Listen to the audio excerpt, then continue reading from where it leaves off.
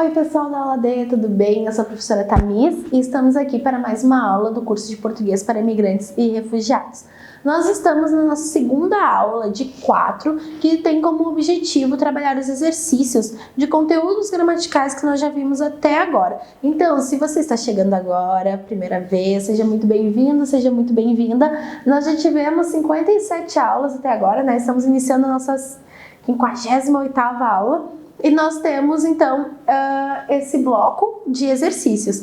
Nós já tivemos diversas aulas que vocês podem conferir aí, que falam sobre diversos assuntos da nossa atualidade, sobre temas que são importantes para o Brasil de agora, né? Temas, assim, sociais, muito importantes também para poder ver o uso da língua em ação, em diversas situações, seja em áudio, seja por escrito, vocês vão ter acesso a tudo isso. Então, se você não viu ainda, dê uma procurada aqui na nossa biblioteca, na nossa playlist de Português para Imigrantes e Refugiados e assista e baixe material complementar também, porque esse momento de estudo, ele é um combo. Então, vocês têm esse momento da aula e mais o momento de ler o material complementar. Então, vocês baixem ele, tá aqui o link na descrição e também tem o link do formulário que vocês têm acesso a esses exercícios que nós vamos tratar aqui na aula.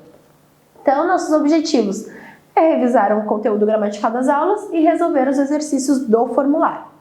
Então, o formulário ele tem essa cara, tá escrito então, Curso de Português para Imigrantes e Refugiados, aula 58. Vocês vão poder acessá-lo, vocês podem fazer os exercícios. Depois, quando vocês terminarem, vai aparecer assim, ver precisão, tem uma mensagem ali que eu escrevi, e tem ver precisão. Então, vocês, quando clicarem em ver precisão, vocês vão ver as questões que vocês acertaram ou não. Se vocês não acertaram, vai ter uma mensagem ali, se vocês acertaram também vai ter uma mensagem. E aqui a gente vai, então, comentar esses exercícios. Se você ainda não viu esse formulário, eu sugiro então que agora você pause esse vídeo, faça os exercícios do comentários e volte aqui para nós vermos juntos as respostas. Lembrando sempre de deixar aqui um comentário falando de onde você é, há quanto tempo você estuda português. E também, se você tiver alguma pergunta, enfim, comentário, deixa aqui que isso nos ajuda a saber quem é que tá, né? Já que eu não tô vendo o rosto de vocês. Então, isso é muito bom, certo? Então, vamos ver aqui a primeira questão. Nós vamos relembrar o modo subjuntivo, que foi o modo verbal que a gente estudou agora por último. Então, como o modo subjuntivo é caracterizado? Nós temos 3 opções. Como modo que demonstra certeza, como modo que ordena ou aconselha, ordena, dá ordens, como modo que demonstra incerteza, que é o contrário ali, né, da primeira opção. Então, como o modo subjuntivo é caracterizado? Como que a gente pode falar assim, isso que você está falando não está no modo indicativo, no modo imperativo? Então, a resposta é como modo que demonstra incerteza. O subjuntivo, a gente pode pensar que ele é o contrário do indicativo, porque ele não dá aquela certeza, né, que a gente tem, por exemplo, eu estou dando aula, você está estudando. Então, tem certeza, não tem dúvida. Mas se eu falar assim, talvez eu esteja dando aula, talvez você esteja estudando, isso não dá certeza alguma. Então, a gente utiliza o modo subjuntivo para demonstrar incerteza. A nossa segunda questão. Leia o refrão da canção Talvez, da cantora Carol Biazin. Em qual tempo do modo subjuntivo estão os versos destacados? Vocês têm acesso a essa letra da música, enfim, tudo no material complementar. Aqui nós temos então, talvez eu esteja perdendo a cabeça e você faz questão de me tirar do chão. Talvez você seja tudo o que faltava, tudo que eu até então pensava ser em vão. Nós temos 2 verbos destacados, esteja e seja. Qual tempo então nós temos do subjuntivo? Presente, pretérito, que é o passado, ou futuro? O que vocês acham? Nós temos, então, presente. Esteja e seja são as formas no presente do subjuntivo, para os verbos estar e ser. Na nossa terceira, então, nós temos assim, no cartão abaixo, o subjuntivo está sendo usado em qual sentido? Que a nossa única preocupação seja para saber se o outro está feliz. Então, nós temos aqui esse cartão, que ele é muito comum, assim, a gente vê em algumas páginas de redes sociais. Esse aqui foi retirado do Instagram, de uma página que se chama Um Cartão. E vocês veem, então, lá, se vocês se interessarem, tem várias mensagenzinhas, assim, em cartõezinhos.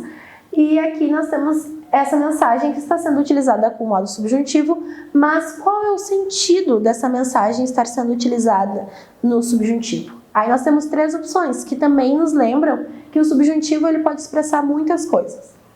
Então, demonstra incerteza, hipótese ou desejo.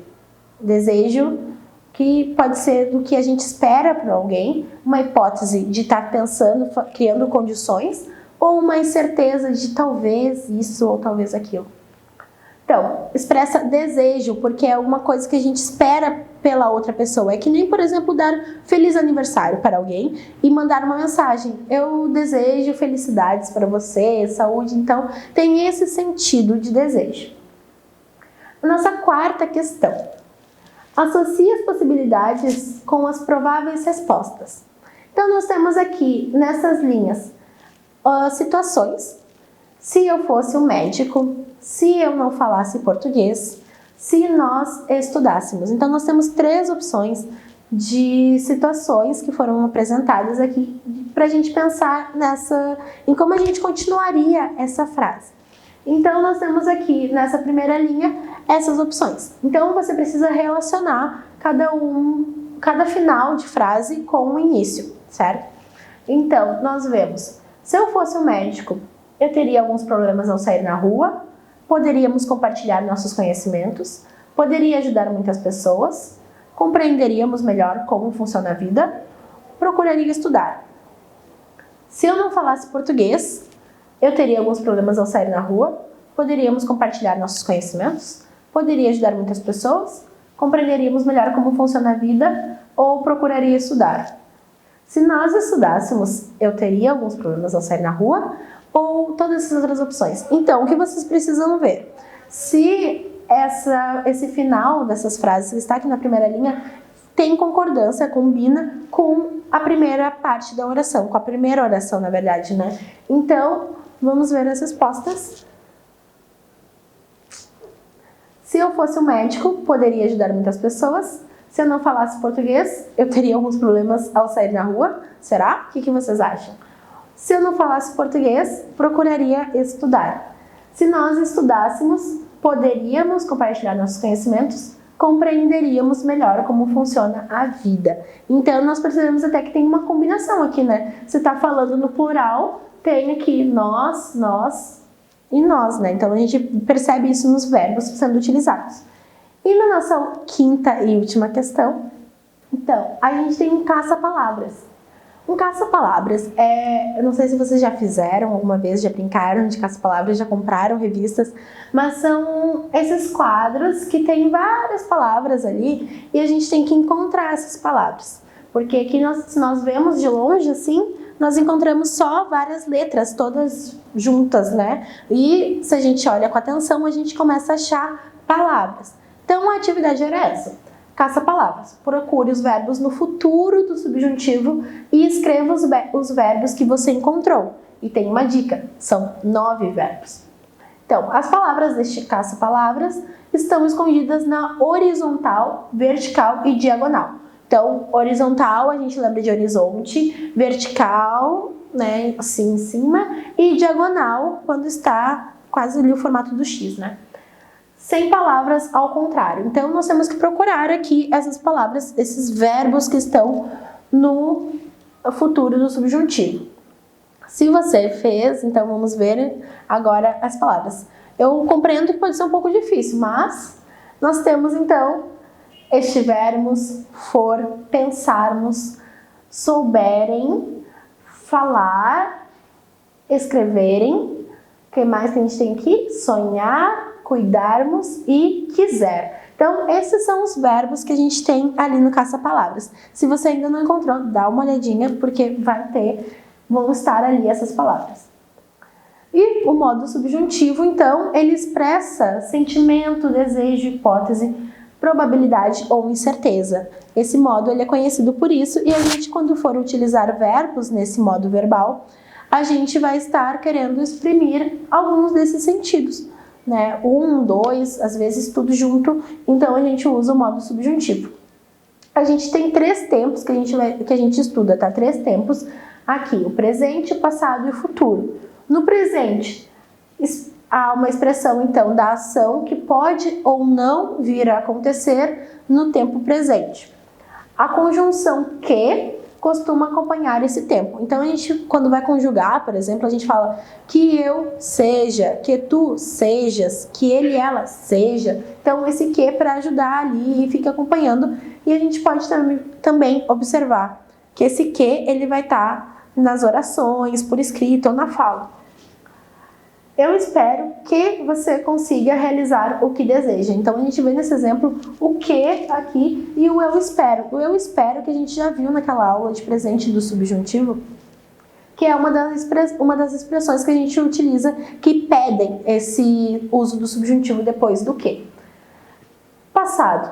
Expressa uma ação passada. A conjunção se costuma acompanhar esse tempo. Então, nós temos: se eu sonhasse que seria assim, teria alterado meus planos. Futuro. Expressa uma ação futura. A conjunção quando costuma acompanhar esse tempo.